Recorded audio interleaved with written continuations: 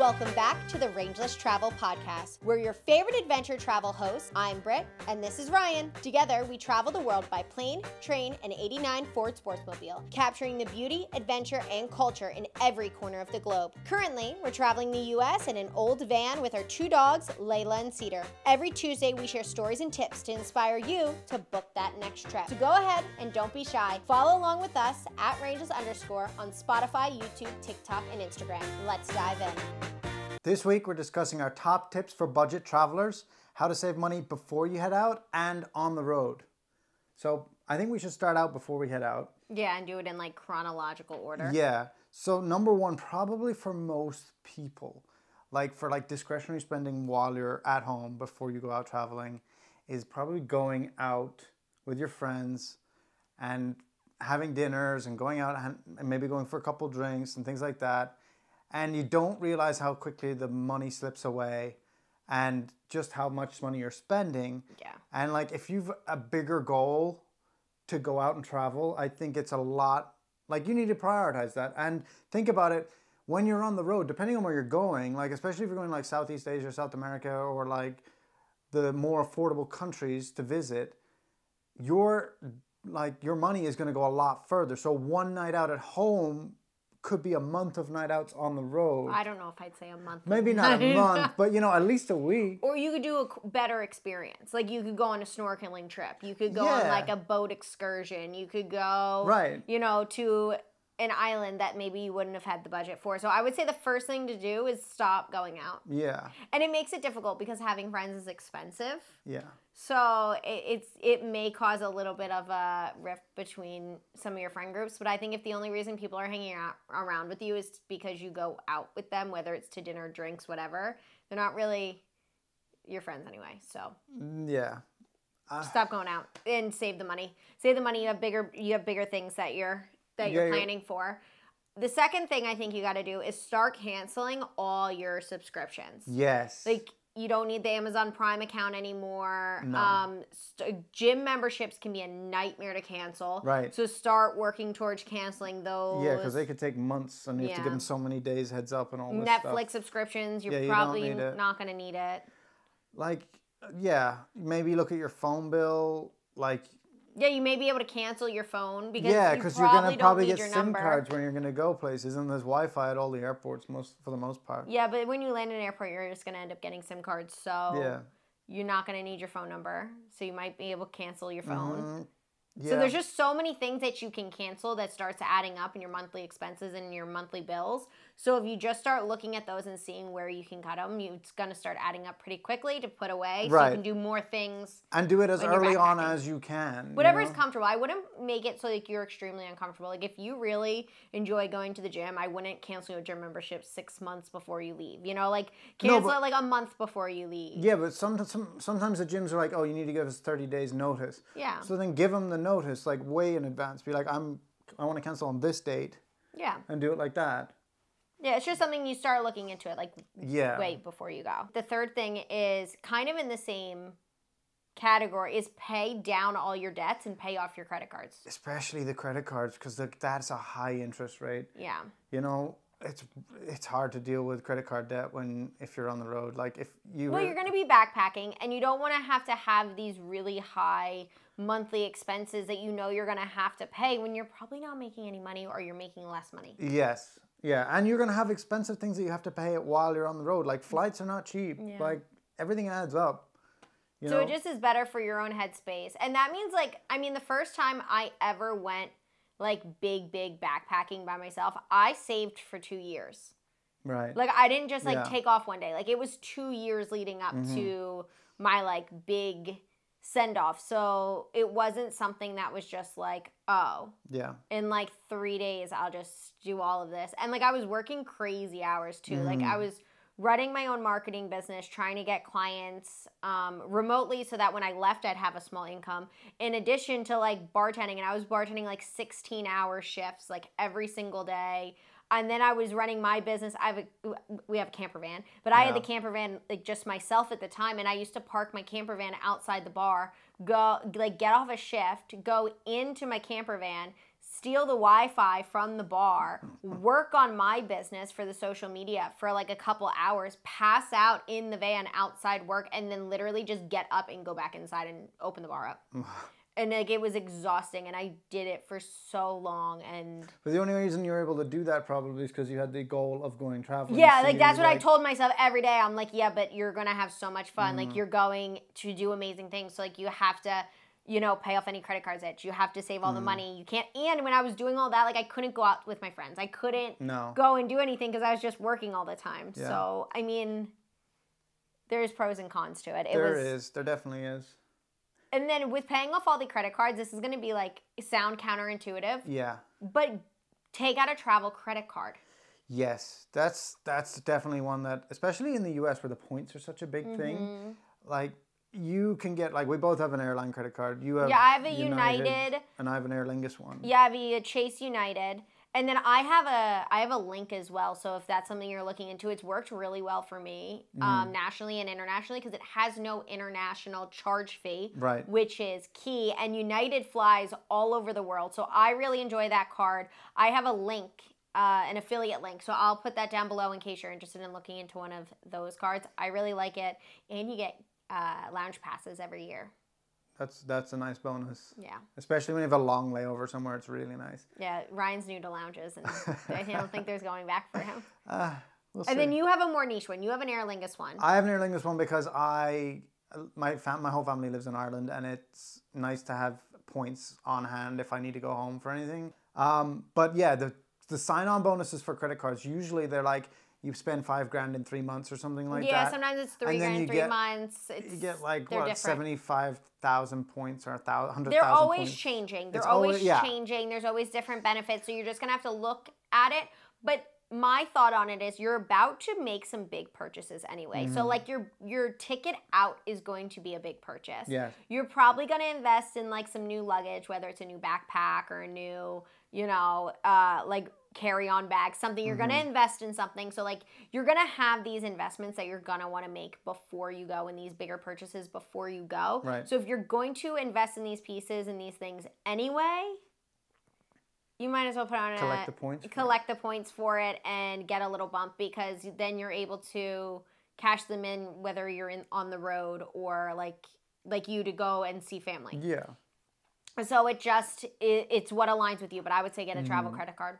And one other thing is, for people in America only, Charles Schwab has an account, like a current account, that you can have free ATM withdrawals. They refund you all your ATM withdrawals worldwide, which is a great one. We don't have it, but we really want to get one. It's been on our list of things. It's on our list of things. It's been on our list of things to do for like the last year. Yeah, but we haven't got around to it yet. But we will. I haven't seen a Charles Schwab. There are not that many of them. No, there isn't. It's just digital. No, there's Charles Schwab branches. Yeah, but that account you're talking about is only a digital branch. The reason that I haven't set one up is because my mailing address is my father's address. And in the town he lives in, it's a really small town.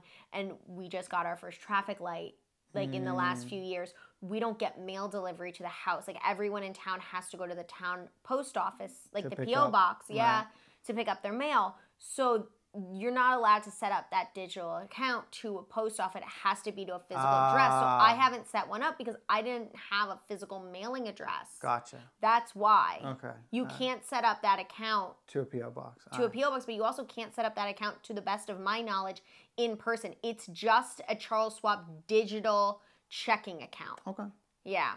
Flights are going to be one of the most expensive things that you're buying for the next few months while you're on the trip. Yeah. Especially the ones if you're a far destination, the one getting there is going to be big. Probably the biggest. Probably the biggest one. And what I found really works really well is Google Flights. Yeah, I usually use Google Flights. Google Flights, but you can leave your dates open or put a range of dates in, and you don't have to put a destination. You can put a region. You can put Southeast Asia. You can put Asia. You can put South America. And it will give you the cheapest ones listed first. So you can make your plans around that. Like if it's a significant savings, sometimes there is. Like you could save a couple $100 by just changing your dates a little bit, and then plan everything around that. And it's a huge money saving tip. That's how I did our flights. When we were headed out of like the New York area, the tri-state area, into Southeast Asia. So to set it up, instead of just picking one home airport, I just picked like the New York region, which gave me like JFK, EWR. I put Philly in there. Like, I put all of the airports to find like the best ones. And then instead of picking a specific place to fly into, I just picked Asia, Southeast Asia. So it gave me like all of the different options. Then I like whittled it down from there to find the best ones. Coming from the East Coast in the US, the most affordable places to fly into are going to be Hanoi, Singapore, Bangkok. That's going to be your best like deals flying into Southeast Asia. Yeah. And then speaking of flying, another thing you want to try and save money is on baggage fees while flying. If you can, I know it's going to be a squeeze for a lot of people, is to try and travel with just one pack. Yeah. And if you can do it, make it a carry-on size. Or even if it's not just like one pack, like we have two. Because the thing is, when you're flying on most of those smaller flights, it's only going to be 7 kilos, yeah. Yeah, 7 kilos is the limit. Is the weight limit. So I left out traveling for the first time. I only packed one backpack, right? Which was fine on my bigger flights. I ran into a serious issue when I got regional flights. No, like I had to go buy another backpack because I couldn't get onto the flight. Oh. I could not get onto the flight because I had, my laptop, my camera, chargers, things like that, and they're all in my big pack. I didn't have another. And you're not allowed to check all that And you're stuff. not allowed to check it, and my bag weighed way over. I think it weighed like 14 or like 13 or something. It was everything that I was traveling with for like a year. Right. So I went into an airport and they were like, yeah, you can't carry this on, even though it was within the size limit. It was too heavy. So I actually think for that, I had like a tote bag or something? A tote bag, and I had to take out all my electronics and just physically carry them onto the plane. So sometimes bringing one back, I would disagree with you with that. I would say don't just bring one backpack. I would say bring like your pack and then bring like a small front pack, like a normal size backpack that you put all of your electronics in, so that you're guaranteed that you know that you can get on a flight. Get on a flight, and they're not like, well. Yeah, like the problem we had coming back from Japan. Yeah, we ran into that issue coming back from Japan. They're like, you can't get on the flight because your bags are too heavy. And we're like, yeah, but none of this, it's all lithium. You can't check a lithium ion battery. No. Our entire bags were lithium ion batteries, and their cameras and lenses. Drones. And she was like, oh, well, you can check like your camera lenses. You can take the batteries out of your cameras and charge them, and we're like, and check them. And we're like, no, we can't. We're not taking our batteries out of our cameras and checking our, like, that's our entire livelihood. We ended up taking the heaviest stuff out, stuffing our pockets and stuffing our jackets and everything, and just putting it. Yeah, luckily it was cool. Like, it was cooler weather, so we had the good jackets on, and we shoved everything in our jackets, like right in front of her too. Yeah. I don't think she understood where we put the stuff. No, but it didn't matter. But the right weight, that was enough. Yeah, I was just like, whatever, like, we're gonna take it, but. Yeah, that was terrifying. So that's why I say, if you just do decide to travel with one bag, make sure you have like a tote bag or something, because the weight limits are not strict until they're very strict. Right, and then another thing is get a really good quality backpack, main pack at least. Like there's a bunch of brands out there. Yeah, that's so that your backpack doesn't break. Yes. And then you have to purchase a new one, and then you end up spending more money.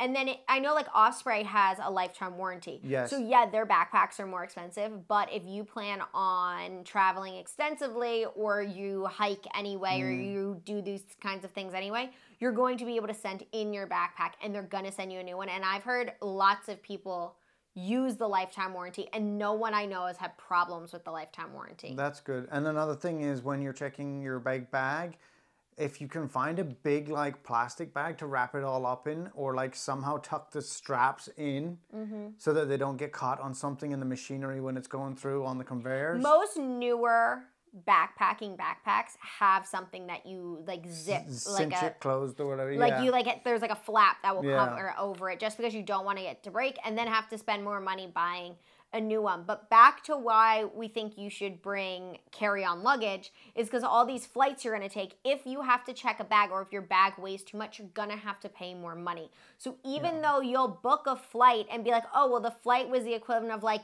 $20, all of a sudden you show up to the gate to check in and they're like, yeah, it's going to be another $75 for your bag. And you're like, what do you mean? Yeah. And anyone that's ever flown Ryanair knows this game well. Yeah. So that's why it's important to bring carry-on bags. Yes. And then, that's it. And once you get there, yes. Public transportation is going to be your friend. Yes. Public transportation is going to be your bestie, and it's going to be a huge money saver. Now, especially at the airport. So you're going to land at the airport at your destination, and there is going to be every taxi driver, go-check driver, motorcycle man, private taxi, van service, and they're all going to be coming at you. And because you're at the airport, they know that you have no real options. And the easiest thing to do is to grab one of those vans or taxis or whatever. And in some places, you have to take one. Yes. In some places, you have no choice. You have to take one. So it depends on where you're flying into. You have to do a little bit of your own research. Like if you're flying into Denpasar in Bali, like you have to take a go-check or...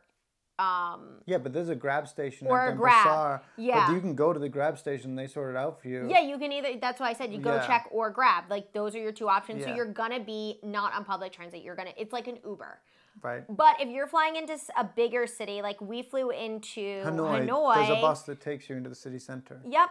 Most travelers stay in the Old Town. So there is a bus that lines up with the times of the flights coming in. Yep. And you follow the signs and you put your booty onto the bus going into the Old Town, and it costs under the $3 to take the bus in per person with your bags, and everyone's doing the same thing. So, and again, that's also why you want carry-on bags, because how do you take this public transit if you have these really big bags? You then give yourself no choice, and now you have to book a car or book a car. So now you have to spend more money, and if you're doing that every time you have to move, the price, the costs of that starts really eating away. Really adding up. Yeah, and you don't even realize it because it's like an extra $10 here, an extra $30 there, an extra $20 here, and then you're like, oh my God, I've accidentally spent an extra $1,000 just on movement. And if you're somewhere like Southeast Asia, $1,000 is a 1 month budget.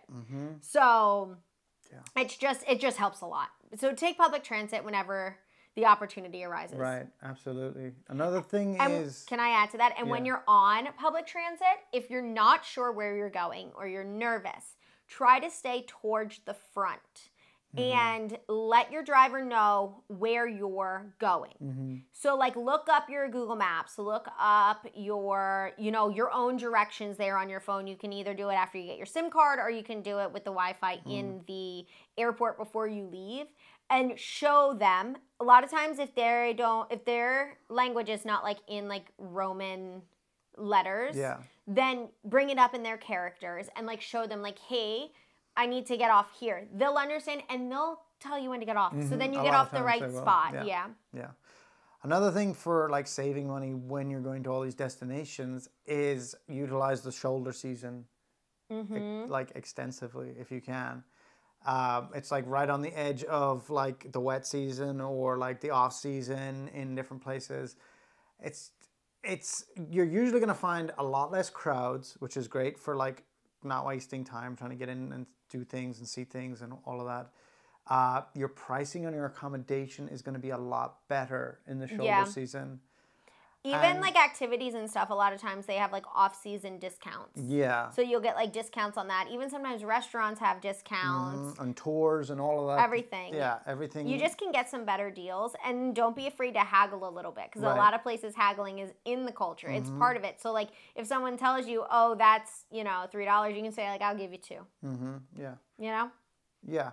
But the one thing to be wary of is, especially with shoulder season stuff, sometimes things are like, they have a season for a reason and you shouldn't go outside of that. Like, I did that in Iceland. Yeah. I did it in Iceland. It was one of my first international trips by myself, solo.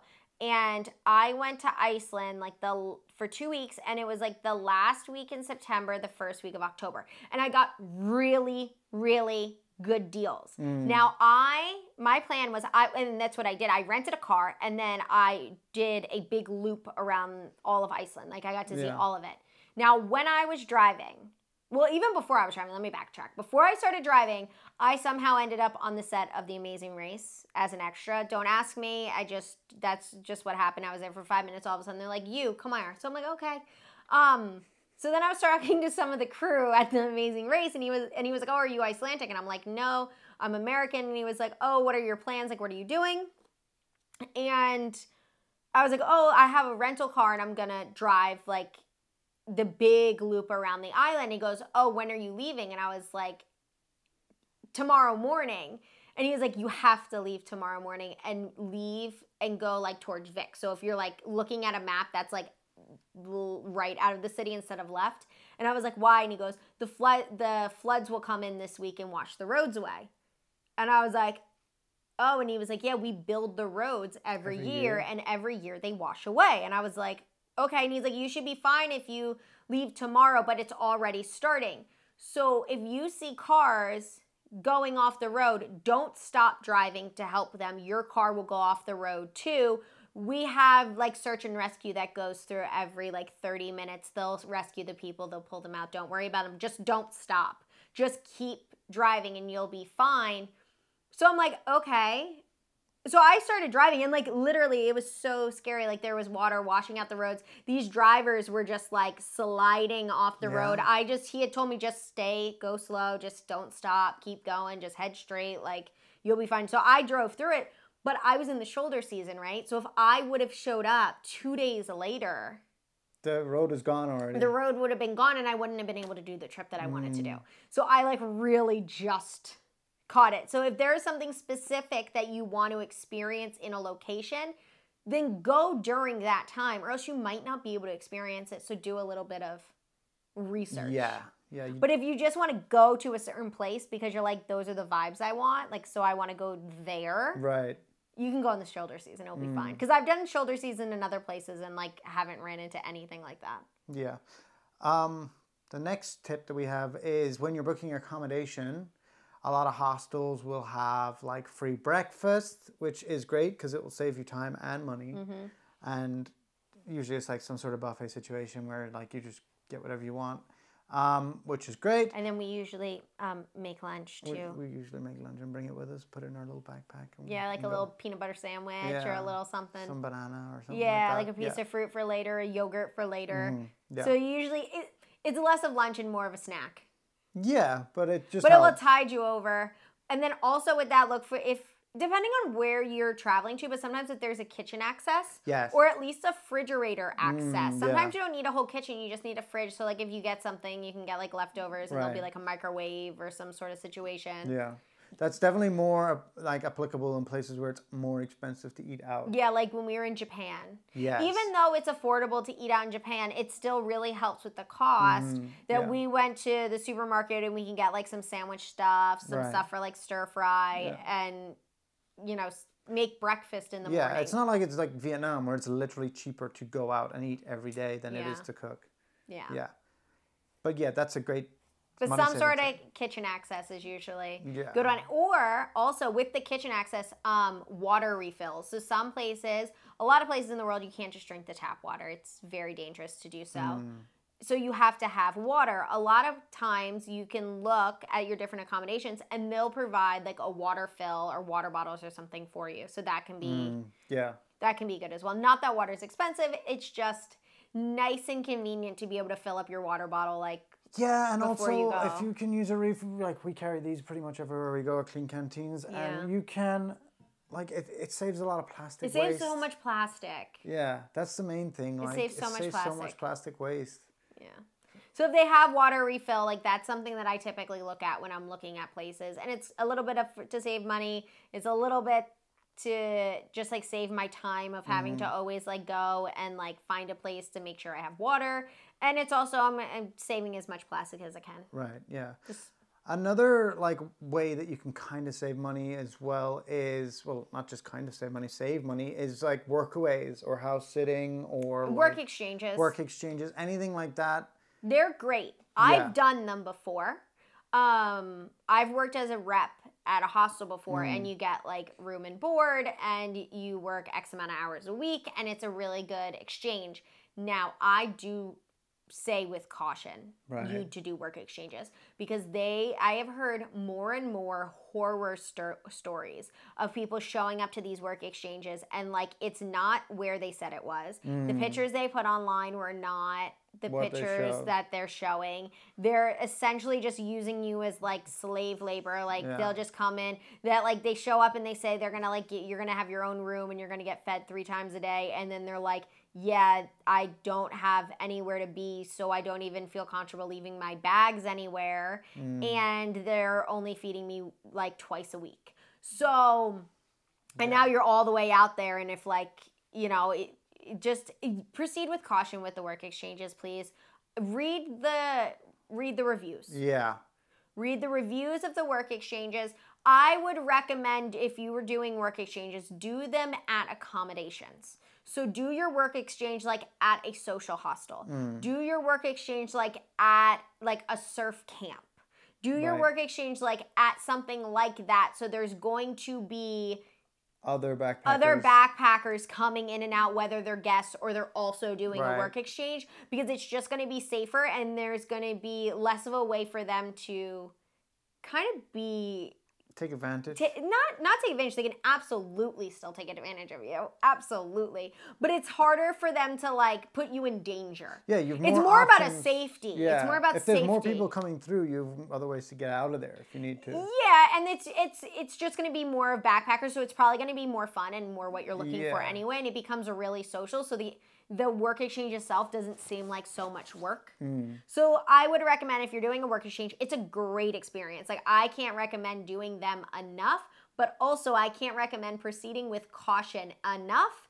And if you do decide to go that route, which I think if you're young and backpacking, especially if you're solo, you should look for social hostels, look for party hostels, look for like camps, like a surf camp or an adventure camp or like something like that. Absolutely.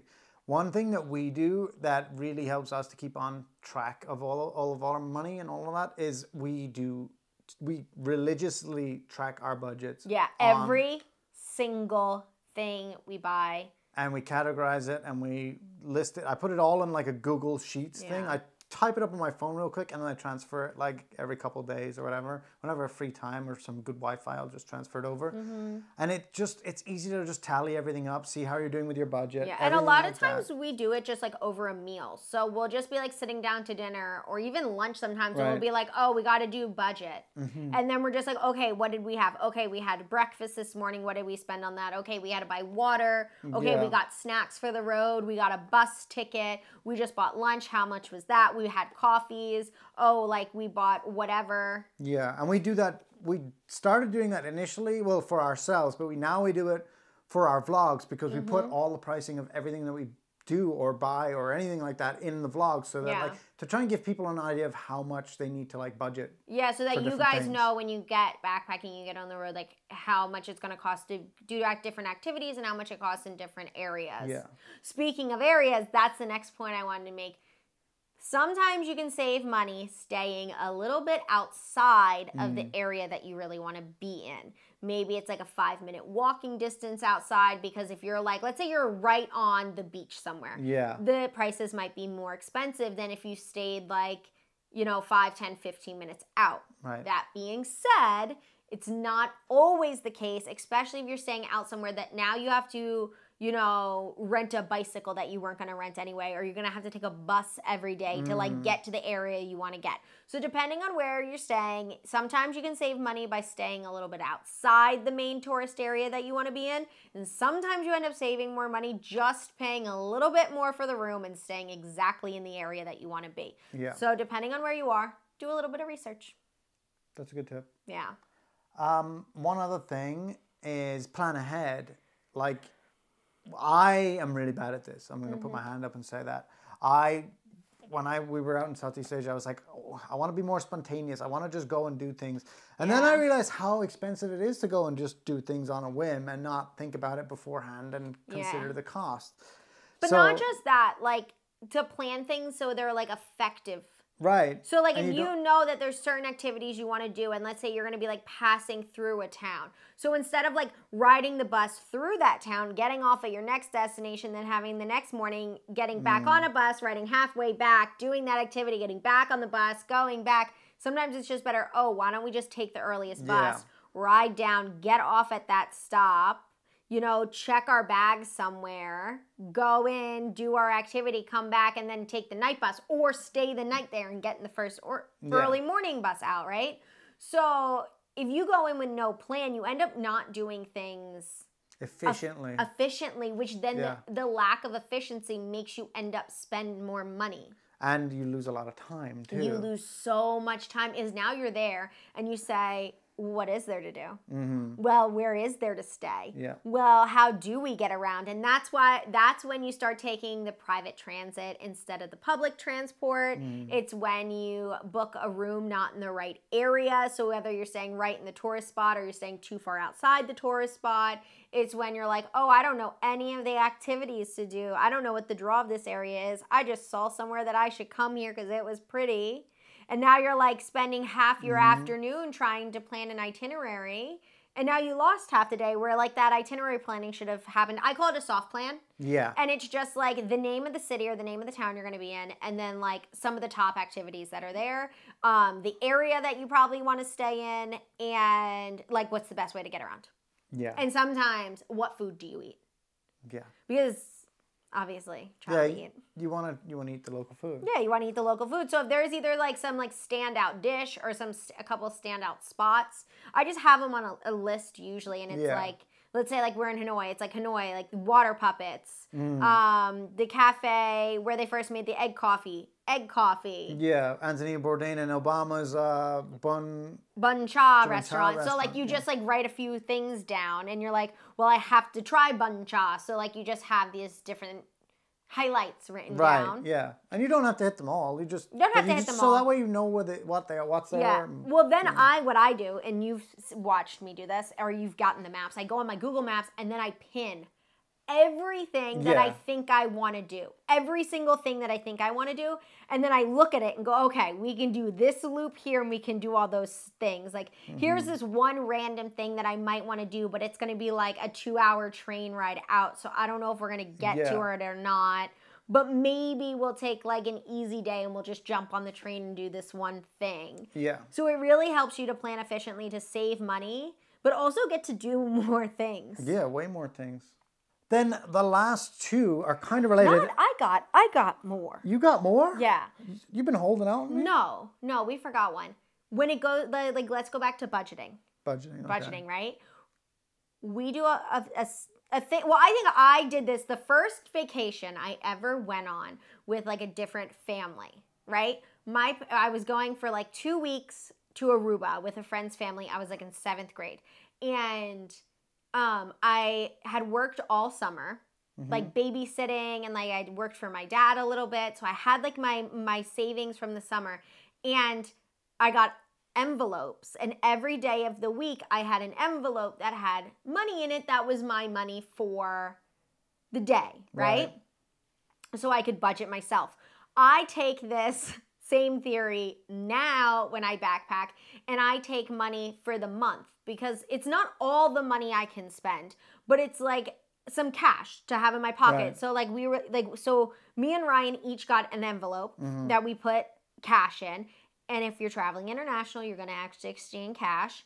I very much enjoy exchanging cash over ATM fees. I just find it a more pleasurable experience. Yes. You sometimes even get a better rate. You don't have to pay the ATM fees, all the things, right? But make sure they are crisp, clean $100 bills. If it's in the US, just make sure they're very high denominations. Don't bring 50s. They do not want them. Bring 100s or 20s if you're American. Don't crease them. Don't dirty them. Go to the bank and like switch out money at the bank. Like the bank, you have an account, and say, hey, can I get like crisp new money for this? Yes. Because they will not accept them if they're crinkly and gross. No. But then stuff the envelopes, and like we had like January, February, March, April, and then we got like a new little envelope that was our little spending budget for different activities, like if we wanted to buy something, to eat, to do whatever we needed. And it was just a good way to kind of like be like, okay. Yeah, to budget. It was a good way to budget. Using your credit cards for everything, or your debit cards. Or your debit card, or it's just really helpful, I thought. And and we then both liked doing that. And then it kept us too, because then it was like, if depending on how much the ATMs let you withdraw. Like we would each only go to the ATM once or twice a month, and then the rest was all in our envelope. So it helped save on the ATM fees. Yeah. Because we were going to, we saved half, which starts to add up when you go for a long time. Yeah. So that's what we skipped. That's a good one. Yeah, that was we skipped. My little shove cash into envelopes. Hide the envelopes though, like well in your bag. Don't just keep them all in the same spot. No. Have like I had like 3 spots in my bag where I had envelopes just in case one spot got compromised and stuff got stolen. And don't put them in your checked luggage. And don't put them in your checked luggage. Don't be silly. That has to go with you on the plane. And with you in buses. And with you on the train. Yeah. And wherever you go, that goes with you. And then when you're at a hostel, that gets locked up. Yes. And there's limits on how much you can bring. So don't go crazy. You look up the legal limits to bring in and out. It's like 10 grand. It's like 10 grand. It's $9,999. Yeah. And 99 cents. Like, just don't. But I wouldn't recommend bringing that much in cash anyway. That'd be silly. No, that's a lot to bring. That's a lot. Too much. Too much. It's too much worry. Too much. Next one is to learn some of the language of where you're going. Like, please, thank you, some formalities, like even how much is this? You know, like it helps. Well, first of all, people like appreciate you more if you make an effort to like learn a little bit of their culture and their language, and they tend to treat you differently if you make an effort, which makes sense. Yeah, because you showed kindness. Exactly. This is the bare minimum. Rather than just being this like, you know, European or American backpacker who's and be like, you speak English, right? Yeah. It's like, come on. You're in their country, be respectful. And little like gestures like that, it's amazing like the little like opportunities or experiences that it will open up for you. Yeah. Just like the slightest bit, like just showing the bare minimum effort is going to put a good taste in people's mouths when you meet them, and they're like, oh, they tried. Like, okay, yeah, I'll help them. Like they did their best, I'll do mine. Yeah. And it does open up opportunities. And with that, I think also like picking up the language. But if you plan on staying somewhere for a long time, start like practicing more and more of the language. If you know. That's something that's available to you, which it will be just from like interacting with locals daily. But if you find a place that you enjoy going to, go back to it all the time and like show loyalty to those places that you do really like, because you'll start, usually everywhere there's a tourist price and there's a local price. And if you stay somewhere long enough and you show loyalty to certain spots, you'll start getting the local price. Yeah. Which is great. Which is nice. So. Another thing, you touched on it earlier, and it's our last tip, is a lot of places do not be afraid to haggle. Because it's in their culture in some places, and you're expected to haggle. Like, it's very westernized thinking, like, this is the price, this is how much it costs, this is it. And there's no room to negotiate. There's pretty much room to negotiate in almost everything. Yeah. But most places. I would say don't be afraid to. Yeah. And lean into it. It's a great experience. Just do it kindly and do it respectfully. Yeah, of course. And I think that is it for this week's episode of the Rangeless Travel Podcast. I hope these tips have helped you budget before your trip and will help you budget as you continue to adventure around the world. Yes, that's it. And you can catch us, if you want more from us, you can catch us at @Rangeless_ on Instagram, TikTok, and YouTube. And Spotify, and anywhere else you can find podcasts. That's right. Until next week. Bye.